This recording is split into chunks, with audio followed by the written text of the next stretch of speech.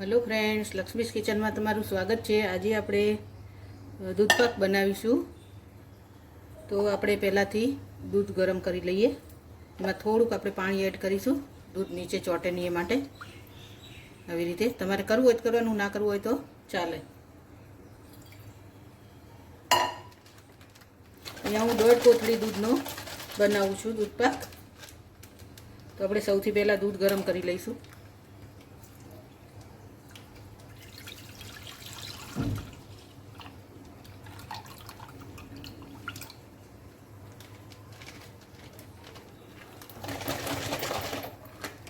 आ एक कोथળી લઈ લીધું, બીજી અડધી કોથળી લઈ લઈશ। હવે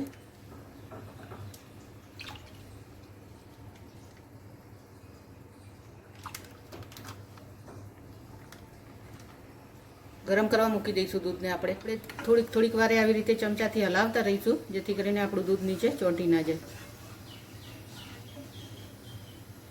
दूध થોડુંક ગરમ થાય ત્યાં સુધી આપણે ચોખાને લઈ લઈશું। આ ચોખા મેં 2 કલાક પહેલા પલાળીને લીધા હતા। 2 કલાક પહેલા આપણે પલાળી દેવાના ચોખા। આવી રીતે પલળી જશે એકદમ સરસ, તો જલ્દીથી આપણો दूधपाक બની જશે।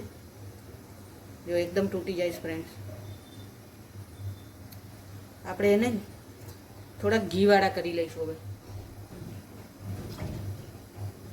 ચોખાને પહેલા આપણે ઘી લગાડી દઈશું, પછી આપણે दूधમાં એડ કરીશું। ત્યાં સુધી આપણું दूध પણ ઉકળી જશે।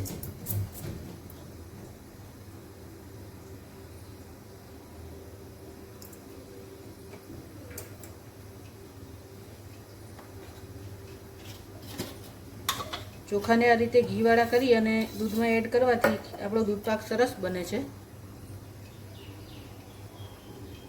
બસ આટલું જ ઘી લઈશું આપણે।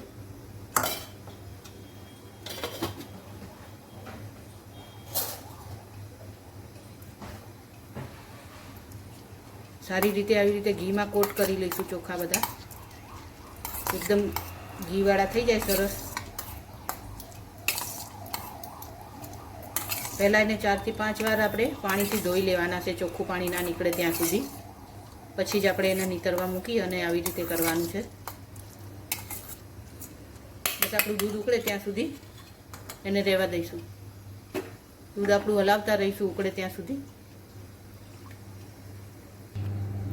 दूध આપણું ઉકળી ગયું છે। હવે આપણે આ ચોખા અંદર એડ કરી દઈશું। ગેસ ધીમો કરી દઈશું।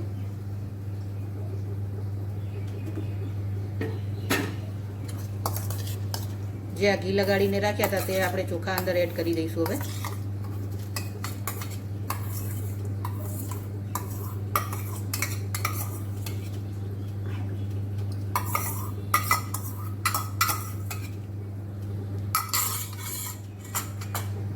થોડોક ગેસ ફૂલ કરીશું।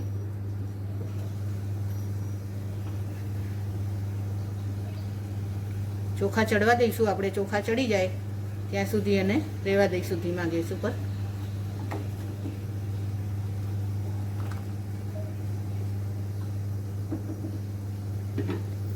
दूध ઉભરાઈ ના જાય એ રીતે આપણે ગેસ ધીમો રાખીશું અને વચ્ચે વચ્ચે હલાવતા રહીશું। ચોખાને ચડવા દઈશું આપણે। તો ફ્રેન્ડ્સ, આપણા ચોખા જ્યાં સુધી ચડે ત્યાં સુધી આપણે એક સિક્રેટ વસ્તુ નાખવાના છે दूधपाकમાં। તો એ આપણે પીસી લઈશું। પહેલાં અહીંયા મેં 8 નંગ કાજુ લઈ લીધા છે। આવી રીતે ટુકડા કરી અને મેં પલાળી લીધા હતા એને અડધો કલાક પહેલાં। તો એકદમ સોફ્ટ થઈ ગયા છે। તો આપણે એવું કરવાનું, મેં આવા પીસ કરી લીધા કારણ કે મારું એક કાજુ અંદરથી ખરાબ નીકળ્યું હતું, તો મેં બધા જ કાજુ જોઈ લીધા આવી રીતે। કેમ કે અત્યારે વસ્તુ આપણી કોઈ જ સારી આવતી નથી, તો હંમેશા ચેક કરી અને પછી જ વાપરવાનું। મિક્સર જારમાં લઈ લઈશું એને। 2 ચમચી મિલ્ક પાવડર લીધો છે મેં, એ એડ કરું છું। આ મિલ્ક પાવડર અને કાજુ પેસ્ટ બનાવી અને दूधपाकમાં નાખીશું આપણે, તો दूधपाक એકદમ આપણો સરસ બનશે। એનો સ્વાદ બહુ જ સારો લાગશે।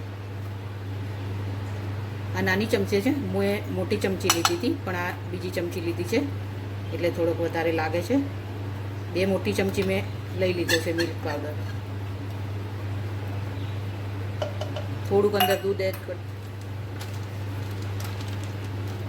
આ પીસવા માટે આસાની રહે એટલા માટે આપણે થોડું દૂધ એડ કરી દઈશું.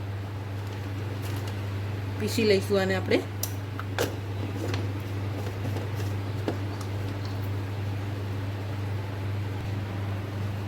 પીસાઈ ગયું છે ફ્રેન્ડ્સ. આ આપણે અંદર એડ કરી દઈશું.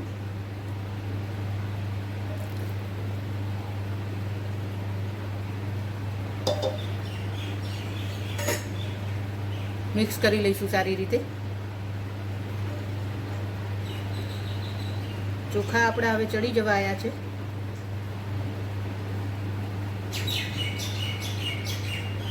દ્રાક્ષ લઈ લીધી છે મેં એક મોટી ચમચી ભરીને. તમારે વધારે એડ કરવી હોય તો કરી શકાય.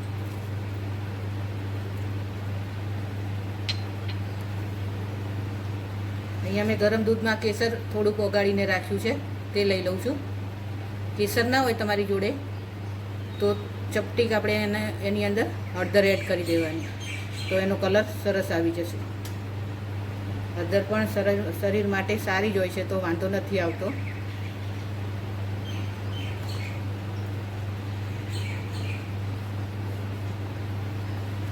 ઉકળવા દઈશું એને.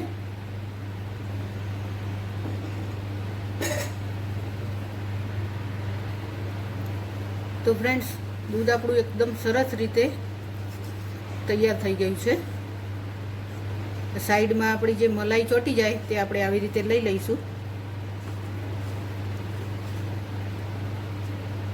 ચોખા એકદમ ચડી ગયા છે ફ્રેન્ડ, જોઈ શકો છો. એમાં આપણે ચારોળી એડ કરીશું.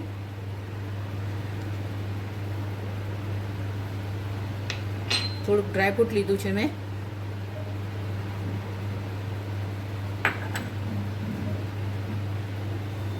અને અહીંયા હું સાકરથી બનાવું છું, ખાંડ નથી એડ કરવાની, સાકરથી બનાવું છું.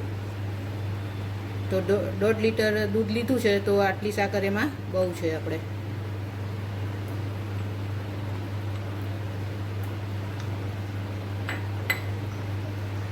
હું અહીંયા ઇલાયચી પાવડર એડ નથી કરતી ફ્રેન્ડ્સ, કે અમારી ઘરમાં નથી ફાવતું બધાને ઇલાયચી પાવડરનું ટેસ્ટ. તમારે ઇલાયચી એડ કરવી હોય તો એનું વાટીને પાવડર બનાવી અને ઇલાયચી એડ કરી શકો છો. આપણી સાકર ઉકળે ત્યાં સુધી એને ઉકળવા દઈશું. હવે જાયફળ એડ કરી દઈશું અંદર.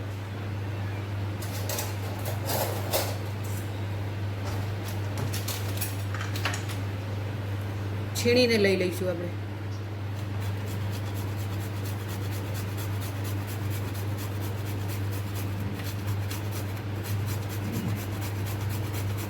અડધી ચમચી જેટલું હશે લગભગ.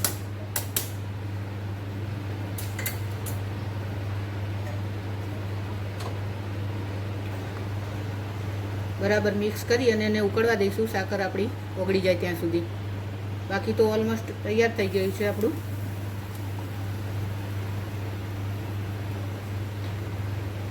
એકદમ ઘટ થઈ ગયું છે દૂધપાક આપણો. જુઓ, એ આપણે મિલ્ક પાવડર નાખ્યો છે તો જલ્દીથી ઘટ થઈ જાય છે. તો દૂધ ઓછું હોય તો પણ તમે આવી રીતે બનાવી શકો છો. બહુ ઉકાળવાની જરૂર ના પડે, ઝટપટ બની જાય છે. અને સ્વાદમાં પણ બહુ જ સરસ લાગે છે દૂધપાક મિલ્ક પાવડર હોવાથી. ઉકળવા દઈશું હવે. અને ઉકળી ગયો છે આપણો દૂધપાક સરસ. હવે વધારે એને નહીં ઉકાળીએ, નહીંતર એકદમ જાડો થઈ જશે, ખીર જેવો. ગેસ બંધ કરી દઈશું, સર્વ કરી દઈશું. જો હજુ સાકર થોડીક આખી છે અંદર, એ ગરમ દૂધમાં ઓગળી જશે. તો ફ્રેન્ડ્સ, કહેવાય છે કે આ મહિનામાં બીમારી બહુ થતી હોય છે, કેમ કે લોકો બહુ જ બીમાર પડતા હોય છે. તો દૂધપાક, ખીર બધું ખાવાથી ઓછું બીમાર પડાય છે. તો આપણે આ મહિનામાં લગભગ 4 થી 5 વાર તો દૂધપાક ખાવો જ જોઈએ. દૂધની આઈટમ મતલબ ખાવી જ જોઈએ. ગેસ બંધ કરી દઈશું હવે. તો ફ્રેન્ડ્સ, તૈયાર છે આપણો દૂધપાક. તો ફ્રેન્ડ્સ, મારા કહેવાથી તમે પણ એકવાર જરૂરથી ટ્રાય કરજો આવી રીતે મિલ્ક પાવડર નાખીને દૂધપાક. તો બહુ જ મજા આવશે, સરસ લાગે છે. સ્વાદમાં એટલો બધો મસ્ત લાગે છે. તો ફ્રેન્ડ્સ, રેસીપી સારી લાગી હોય તો વિડીયોને લાઈક કરજો, શેર કરજો અને ચેનલને સબસ્ક્રાઈબ કરજો. એન્જોય.